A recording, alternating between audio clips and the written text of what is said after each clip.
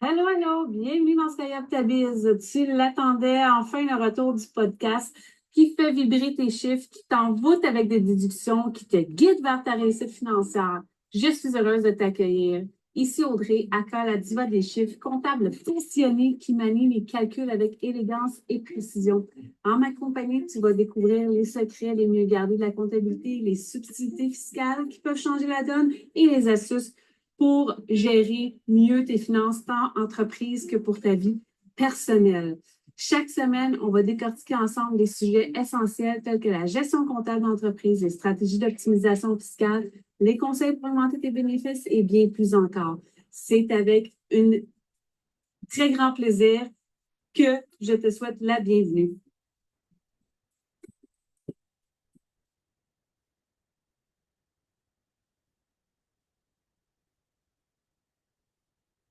Hello, hello! Hey, on start ça pour de vrai, là. C'est vraiment le premier épisode de podcast. Euh, Dans le fond, des minutes, comme d'habitude, mes notes. Alors, bienvenue sur notre épisode de podcast.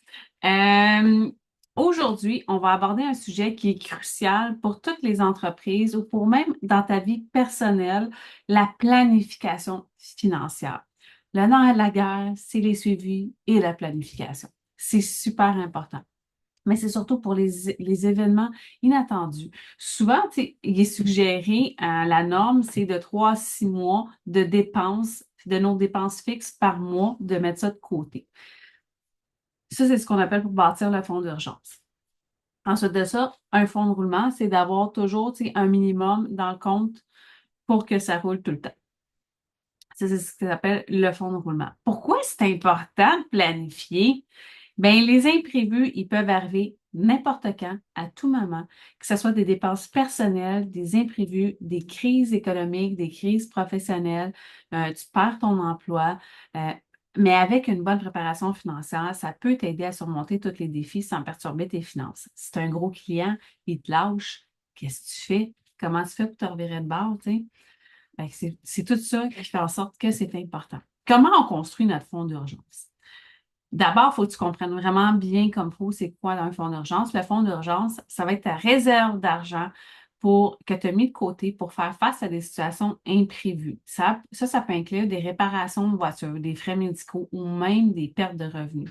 Fait que ça, dans le fond, c'est vraiment, c'est comment je te disais, combien épargner, c'est idéalement, tu devrais avoir un fonds d'urgence, c'est ce que je te disais en intro, 3 à 6 mois de tes dépenses courantes pour les entreprises, ce fonds devrait couvrir les dépenses opérationnelles essentielles pour la même durée.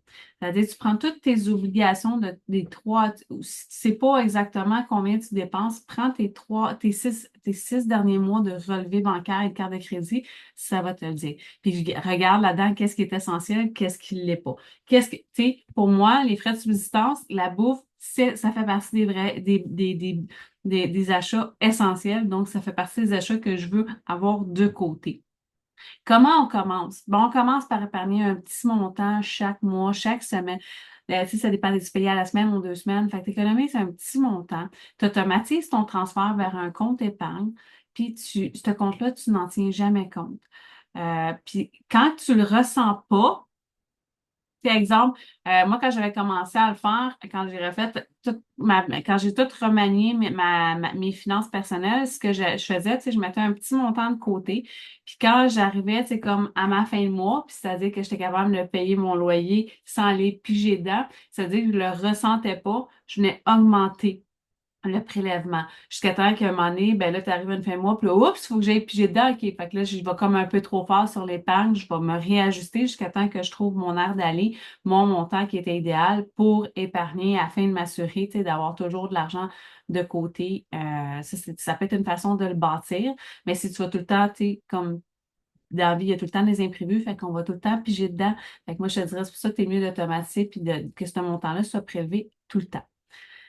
Les assurances. Les assurances, oui et non. Les assurances, c'est bon d'en avoir, mais à certains autres moments, tu es mieux de pas en avoir. Exemple, tu t'achètes une maison, Puis là, tu as toujours l'assurance prêt hypothécaire qui t'est offert avec la banque ou avec un courtier à part. On dit tout le temps que c'est mieux de le prendre avec le courtier parce qu'avec la banque, quand tu renouvelles, ben là, c'est là qu'ils vont venir, ça se peut que tu sois plus assurable, des choses comme ça. Mais tu sais, si tu as une vieille police d'assurance vie, mettons, moi, comme j'ai investi dans le début de ma vingtaine dans une police d'assurance vie permanente, si ça couvre le montant, ben, il va pas acheter, tu sais, il va pas surassurer non plus. Il faut juste faire attention parce que ça, c'est quelque chose que je vois beaucoup, beaucoup, beaucoup dans mon domaine, dans mes clients. J'ai beaucoup de clients qui sont pas assez assurés, puis d'autres qui sont trop assurés. Il faut juste faire tu sais, peser, s'assurer qu'on est assuré, mais convenablement. Pourquoi c'est crucial, les assurances? Parce que les assurances, ils jouent un rôle clé dans la gestion de tes risques. Ils vont te protéger contre les pertes financières majeures. Puis il y a certaines affaires que tu es obligé, tu n'as pas le choix d'être assuré. Exemple, quand tu sais, exemple, dès que tu fais un prêt, que ce soit un prêt hypothécaire, un prêt auto, tu n'as pas le choix de démontrer que tu as une assurance. Ça, c'est à ça, on est obligé, puis ils le demandent. Les types d'assurance, tu peux avoir une assurance maladie grave. L'assurance maladie, elle peut couvrir les frais médicaux imprévus. Si tu n'en as pas, tu es assuré avec la RAMQ. Tu sais, tu payes sur ta déclaration de revenus environ 700 par année, qui, by the way, n'oublie pas, cette contribution-là est déductible d'impôt pour l'année qui suit, parce que tu sais, nos impôts, on les fait toujours en mars-avril, mais mettons, tu es fait en mars-avril 2024, ben ça va être pour l'année de tes impôts 2023, ça va être déductible sur tes impôts 2024. Mais si tu es fait toujours avec la même comptable, par exemple, moi, tous mes clients qui le font chez nous et qui reviennent d'année en année, c'est pris en considération ce qui a été mis dans leur déclaration de l'année précédente. Ensuite de ça, l'assurance habitation. Mais ça vient protéger ton domicile puis tes biens personnels. C'est important. Si tu travailles de la maison, il y en a qui sont portés à dire, ah, je vais essayer de sauver, j'en parlerai pas à mon assureur. Ben, moi, je peux te dire par expérience, c'est que ce qui va te sauver, peut-être ta première année, elle va te coûter excessivement cher, mais plus ça va faire longtemps, tu vas être avec le même assureur, moins il va te charger cher. Puis ça, gars, j'en ai fait récemment des polices d'assurance, puis ça variait énormément. Ça fait une grosse différence. L'assurance auto est obligatoire dès que tu as un véhicule. Puis, tu sais, c'est quoi qui te demande le policier quand il t'arrête? Immatriculation, permis de conduire et assurance. C'est mieux d'avoir ces documents-là sur toi. C'est essentiel pour te protéger contre les accidents et les dommages. Puis surtout, tu sais, s'il y a un accident que tu n'es pas responsable, puis tu sais, regarde, ton auto est perte totale. Tu sais, moi, j'en ai eu un accident en début 2023. Puis, écoute, je pense que j'avais eu comme une affaire, je me rappelle plus, mais un méchant gros montant. Je pense que j'avais comme un 12-13 000 de dommages sur mon auto. Je capotais. Je comprenais pas pourquoi ils l'avaient pas mis déclaré perte totale. Mais je suis bien contente d'avoir des assurances parce ils ont tout payé. Puis comme c'était un événement isolé, ma police, elle a zéro augmenté. Une assurance professionnelle, tout dépendant de ton domaine. Tu sais, il y a certains domaines que tu sais, comme les gars dans la construction, les assurances leur coûtent excessivement cher. Parce que, tu sais, ça dépend dans quel domaine que tu travailles aussi, mais c'est important, tu sais, erreur et omission, c'est super important. On n'est pas à l'abri de ça quand on travaille. Puis ça va, tu sais, ça inclut une partie responsabilité civile, erreur, omission que je te parlais, puis l'assurance des biens aussi, parce que si tes ordinateurs, peu importe, ton équipement, faut que tu l'assures, c'est super important. Puis c'est vraiment important, comme je te disais, de choisir les bonnes polices. Tu sais, pas peur de comparer les offres, les petits caractères. C'est comme moi, quand j'avais fait pour mon renouvellement de police habitation, tu sais, j'ai fait faire des soumissions. Puis là, tu sais, il y en a deux qui ça se tenait pas mal dans les mêmes prix. Puis il y en a une qui était vraiment comme par rapport. Puis j'étais comme, c'est quoi qui est différent avec celle-là par rapport aux autres? Ben, celle-là, c'est moi qui l'ai faite en ligne. OK, j'ai peut-être mal interprété une question, j'ai mal répondu. Puis là, c'est ça qui fait qu'elle est 3 fois le prix des autres. Fait que, tu sais, tu prends le temps de t'appeler. Fait que c'est bien important de toujours, tu sais, vérifier au niveau des assurances, puis de pas avoir peur. Puis, tu sais, comme moi, à un moment donné, quand j'avais fait justement mes soumissions, j'ai appelé mon assureur, puis deux autres compagnies qui sont pas, que j'étais pas cliente là. Puis j'ai dit à mon assureur, non, c'est bien cher comparativement à ce que je payais. Là, attends une minute, ah, OK, t'es admissible, tu peux avoir un rabais de 300 Merci. Tu sais, fait que ça se fait. Les assurances, tu peux négocier, puis tu peux y arriver avec des soumissions, d'autres soumissions, puis des regarde, j'ai une soumission, puis s'ils veulent te garder, ils vont te garder. Diversifier les revenus. Pourquoi diversifier? Ne pas dépendre d'une seule source de revenus, c'est super important pour te protéger contre les pertes financières en cas d'événements inattendus. Tu sais, comme moi, c'est sûr que mon champ d'expertise, c'est dans la comptabilité, mais je suis venue diversifier avec ma boutique en ligne. J'ai des revenus de la boutique en ligne, puis tu sais, mes formations, mes fichiers, tu sais, tous mes books, fichiers Excel, j'ai des revenus par rapport à ça. J'offre tu sais, plusieurs services en comptabilité. J'ai les payes, la tenue de livre, les fins d'année, les taxes, les impôts particuliers, travailleurs autonomes, incorporation, tu sais, j'ai tout ça. Fait que, tu sais, c'est sûr que j'ai différentes sources de revenus dans mon mois. Je sais c'est laquelle qui est ma plus grosse source, mais je sais que j'en ai plusieurs. Fait que ça, c'est important de bien diversifier. J'ai aussi, tu sais, à l'investissement, ça, j'en ai parlé souvent, j'adore acheter des actions à la bourse. Ben ça aussi, c'est, tu sais, tu l'as peut-être pas tant que tu vends pas ton action, l'argent, mais quand tu le vends, tu es bien content. Fait que, tu sais, ça fait, tu sais, c'est intéressant. En immobilier, euh, acheter des biens immobiliers pour les louer, c'est sûr, ça prend, tu sais, faut que faut que tu veuilles entretenir aussi les biens parce que sinon, à un moment donné, tu n'auras pas le choix, la loi va t'obliger à les entretenir. Puis c'est surtout, c'est que, tu sais, tu peux pas loin un taudis, là, tu sais, qui est insalubre, là, tu sais, il faut que ça reste salubre. Fait que si tu te l'entretiens, tu t'en occupes, mais ça dépend, tu sais, est-ce que tu veux gérer des locataires, tu sais, qui payent pas ou qui payent en retard? Est-ce que tu as, tu sais, si quelque chose t'intéresse ou pas, si ça t'intéresse, ben vas-y, fonce. Revenus passifs. Honnêtement, pour moi, les revenus passifs, là, OK? Les revenus passifs, c'est pas du MLM. MLM, tu travailles, tu sais, tu travailles fort, fort, fort pour aller bâtir ta clientèle, bâtir ton équipe. Tu sais, c'est pas vrai que c'est passif. Plus tard, après, oui, quand tu as une grosse équipe, puis eux autres, ils vont vendre, OK, tu as un revenu qui vient, mais le vrai, pour moi, le vrai de vrai revenu passif, ça va être de l'argent que tu places, puis que, tu sais, ça te prend 5 minutes à placer, puis que tu attends. Tu fais juste attendre d'avoir ton intérêt. Ça, c'est du passif. Le reste, c'est pas du passif. C'est pas du passif, pas pour moi. Tu sais, des royautés aussi, des revenus d'affiliation, tu sais, mais c'est pas, moi, le revenu passif, c'est vraiment, tu sais, regarde, c'est de l'argent placé, c'est quelque chose c'est qui me prend 5 minutes. Gestion de la dette. Ça, c'est important à inclure dans ta planification financière. Pourquoi c'est important de gérer tes dettes? Une dette mal gérée peut pratiquement devenir un fardeau, surtout en période d'imprévu. Moi, j'avais mon ex, j'avais beaucoup endossé sur plein d'affaires. Lui, il s'est mis en faillite. Je me suis ramassée que j'ai tout écopé sur mon dos. Ben, tu sais, il y en a un que je payais à toutes les semaines. Puis moi, dans ma tête à moi, ben, c'est correct, tu sais, je le paye à toutes les semaines. Fait que, tu sais, pas de panique. Mais quand tu arrives pour passer à la barre, ben là, non, non, non, c'est problématique. On l'aime pas, ce prêt-là. Tu sais, tu peux-tu le payer au complet? OK. Fait que, tu sais, je vais arrêter de le payer à la semaine, je vais le payer au complet. Fait que là, tu le claires. Fait que ça, c'est vraiment important de bien gérer ta dette. Puis il y a plusieurs façons de rembourser les dettes, mais c'est de voir selon ta personnalité. Moi, je suis une personne, tu sais, qui aime beaucoup l'équilibre. Je veux pas, tu sais, mettre tout mon argent dans la dette.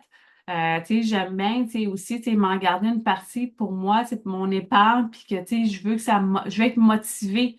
Tu sais, si je suis pas motivée, oublie ça, rien à faire. Mais tu sais, tandis que quand je vais de façon équilibrée, c'est motivant. Euh, tout ça. Euh, Puis c'est sûr que ben, idéalement, on se concentre sur celle qui a un taux d'intérêt plus élevé en premier, mais des fois, tu sais, ça dépend du montant. Des fois, c'est mieux de se débarrasser des petits montants qui traînent. C'est plus facile, c'est plus encourageant, c'est plus motivant. Tu peux aussi, avec ta banque, tu as la possibilité de faire un prêt pour une consolidation de dette. Mais ça, faut pas attendre qu'il soit trop tard parce que si ton Beacon Score il a été trop entaché, tu passeras pas, tu te qualifieras pas pour le prêt. Fait que ça, il faut faire vraiment attention. Puis, il faut faire attention aux nouvelles dettes. Il y a beaucoup l'utilisation de ta carte de crédit. Tiens ça en bas du 40% le plus possible. Ça affecte énormément ta cote de crédit. Ça, c'est la meilleure façon de faire augmenter ta cote de crédit rapidement, c'est de bien gérer tes cartes de crédit. Tu sais, les petits prêts, exemple, Seasel. Seasel, en passant, il est affiché sur Equifax.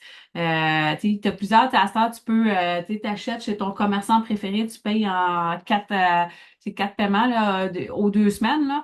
Ben ça, fais attention, ils apparaissent sur ton bureau de crédit.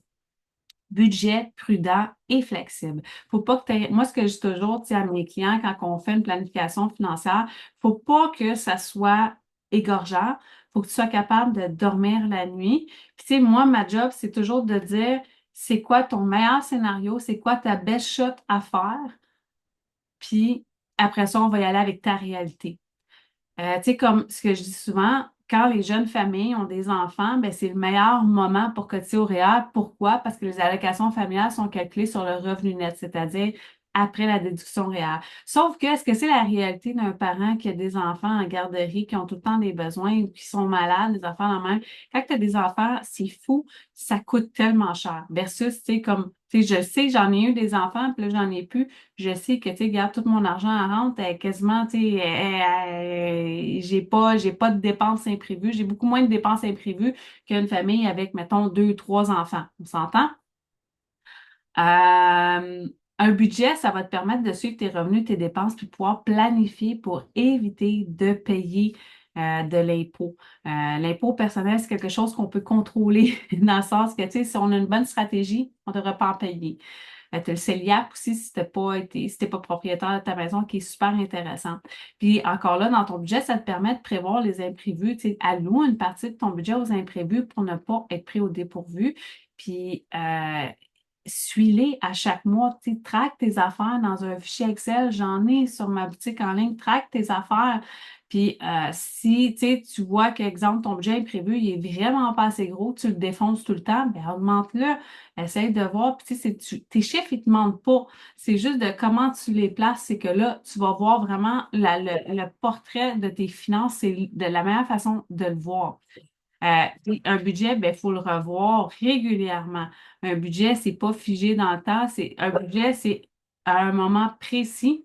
Mais tu sais, ta situation peut différencier dans 3 mois, dans un mois, dans 6 mois, dans un an. Tu sais, ça vire vite. Fait que, tu sais, c'est comme, faut venir le revoir. Tu sais, moi, je fais mon budget annuel. Exemple, tu sais, quand, je le fais surtout principalement pour ma compagnie. Ça, je le suis vraiment beaucoup. Maintenant, je vais faire mon budget. Puis ben là, après, je me rends compte, tu sais, que je dépasse tout le temps mes projections de mes ventes. Ben là, je vais venir l'augmenter en cours d'année. C'est ça, je vais venir l'augmenter, je vais venir vérifier. Tu sais, je m'assure toujours d'être adaptable. Un budget, c'est le fun parce que c'est adaptable. Donc, faut pas avoir peur de faire des changements puis de le reviser. Sixième point, investir dans formation et développement. Formation continue, j'y crois. Moi, j'aime toujours avoir une formation en ligne qui est pour le leadership, croissance personnelle, développement des affaires, ces choses-là, puis de toujours avoir une formation qui est reconnue par le ministère de l'Éducation. De toute façon, pour les certains permis, tu n'as pas le choix d'être en formation continue. Fait que ça, c'est vraiment important. Donc, il ne faut pas avoir peur d'investir dans la formation. Pourquoi c'est important? Parce que la formation continue, ben, j'en donne et j'y crois fortement parce que on en sait. Est-ce que tu connais quelqu'un qui en sait trop? Il y a des petits Joe connaissants, là. Mais là, je te parle de quelqu'un qui a vraiment trop de connaissances. Moi, regarde, j'ai jamais arrêté d'aller à l'école, puis je pense que j'arrêterai jamais. Comment faire? Tu as des cours en ligne, tu peux suivre des cours à Star, tu fais à l'université en ligne, puis c'est vraiment hyper user-friendly. Fait que go, profite-en. Les certifications, obtiens des certifications pertinentes dans ton domaine d'expertise. Le réseautage. Aussi, c'est important de participer à des événements, rejoindre des groupes professionnels pour élargir ton réseau. C'est sûr que c'est de plus en plus online, on s'entend, mais tu sais, regarde, tu déménages, change de ville, va dans le groupe Facebook Spotted de ta ville, puis tu sais, va commenter, soit là, tu sais. Fait que planification à long terme. Établir des objectifs financiers. Moi, mes budgets au niveau ben, de la compagnie, parce que mon budget personnel dépend directement de mon budget de compagnie, on s'entend, mais c'est fait 2 ans en avance. Puis je le revise tout le temps, tout le temps. À toutes les semaines, je regarde, est-ce que je suis dans tu sais, je suis dans les barèmes, y a-tu, tu sais, fait que je vérifie tout le temps, ça tout le temps. Puis, tu sais, je vais reculer, puis je vais prendre l'année financière en cours. Puis, tu sais, j'ai tout le temps à faire des comparables. C'est super important. Ça fait partie de ma job. Tu vas me dire, c'est facile pour moi. Oh, I guess, facile, facile. Attends. Mais ça n'a pas toujours été facile. Plus simple, maintenant, c'est plus facile aujourd'hui. Ça n'a pas toujours été facile. Mais plus tu vas le faire, plus tu vas être habitué, plus tu sais, ça va être quelque chose de simple pour toi.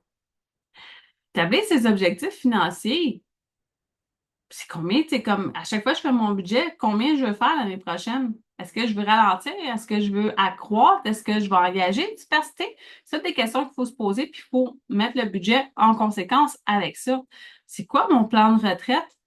Hey, je suis travailleur autonome, j'ai pas de fonds de pension, comment je vais faire à ma retraite? C'est important de se penser, pas quand tu es rendu à 2 minutes de la retraite, là. C'est important de penser à ça. Succession testament, est-ce que c'est à jour?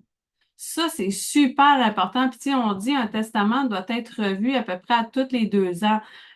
Tu sais, dès qu'il y a un changement dans ta vie immobilier, matrimonial, c'est toutes des choses qui affectent ton testament. Tu sais, l'héritier, le premier choix que tu as mis versus le deuxième choix, est-ce qu'il y en a un des deux que tu n'es plus d'accord? Veux-tu en faire débarquer un? Comment tu vois ça? Tu sais, c'est toutes des choses qui sont vraiment importantes.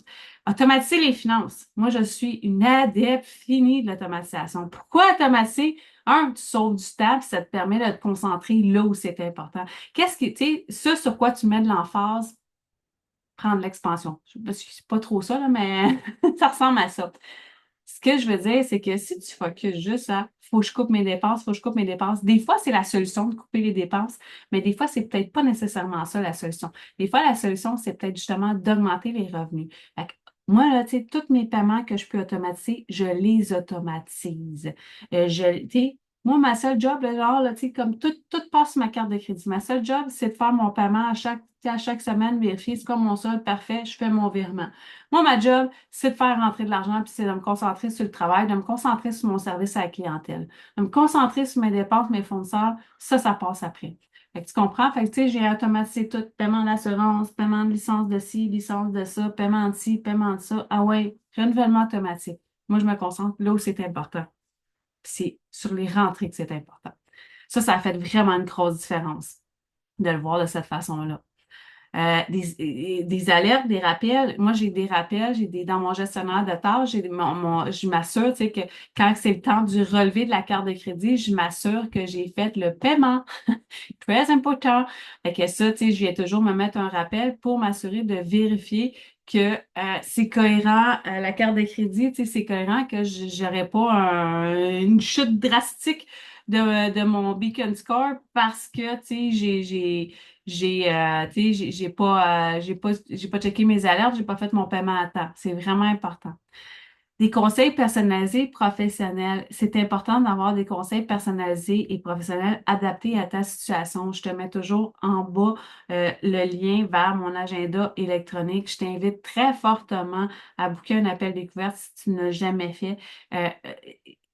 Même si tu n'as pas de compagnie, juste pour tes finances personnelles, ça peut te donner vraiment une foule d'idées, d'astuces adaptées pour toi. Je suis pas conseillère financière en passant. Moi, c'est comptable. Donc, mais sauf que, tu sais, je travaille beaucoup avec les impôts, puis je sais comment faire pour sauver de l'impôt. Puis moi, gars, j'adore faire sauver de l'impôt à mes clients.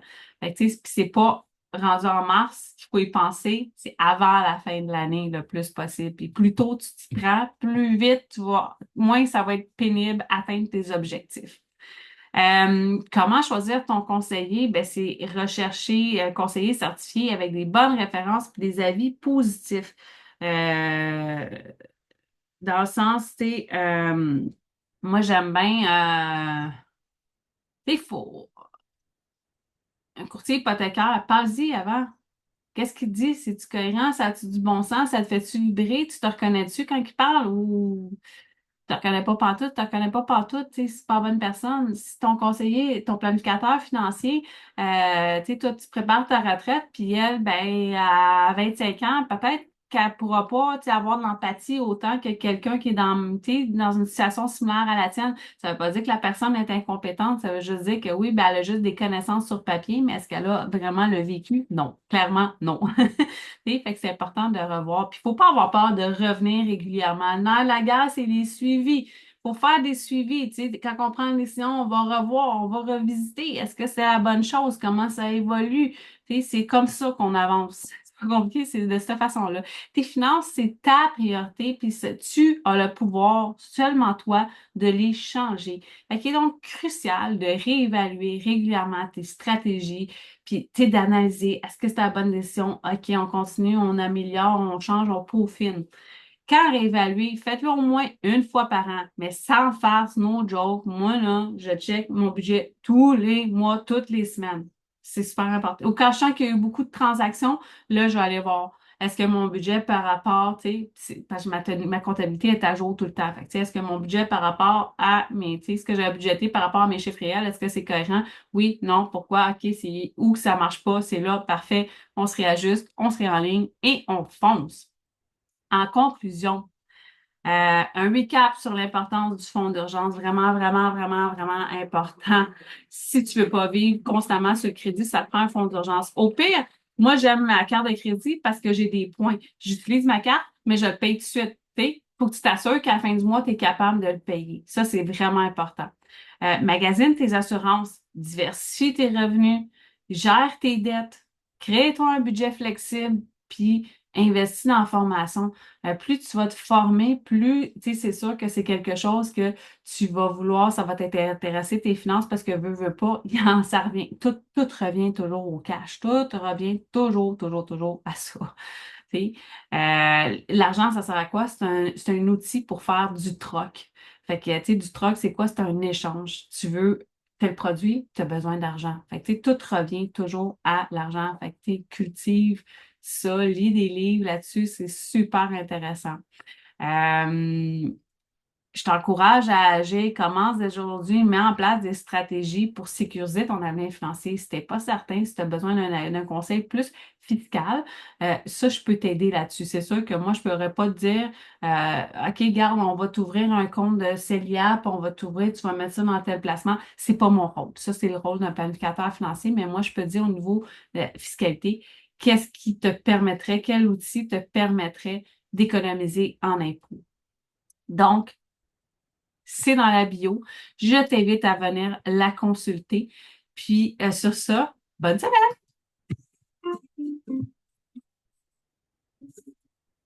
Voilà, chers auditeurs, toujours un plaisir d'avoir partagé ce moment avec toi et j'espère te retrouver la semaine prochaine dans un autre épisode de podcast. Rappelle-toi que tes finances personnelles et ta comptabilité sont ta priorité et sont le cœur de ton entreprise. En appliquant tous mes conseils, tu seras mieux préparé pour gérer tes finances et ta comptabilité, éviter les écueils courants. Et merci de m'avoir rejoint. On se retrouve bientôt pour encore plus de conseils financiers et comptables. Prenez soin de ton entreprise et à bientôt.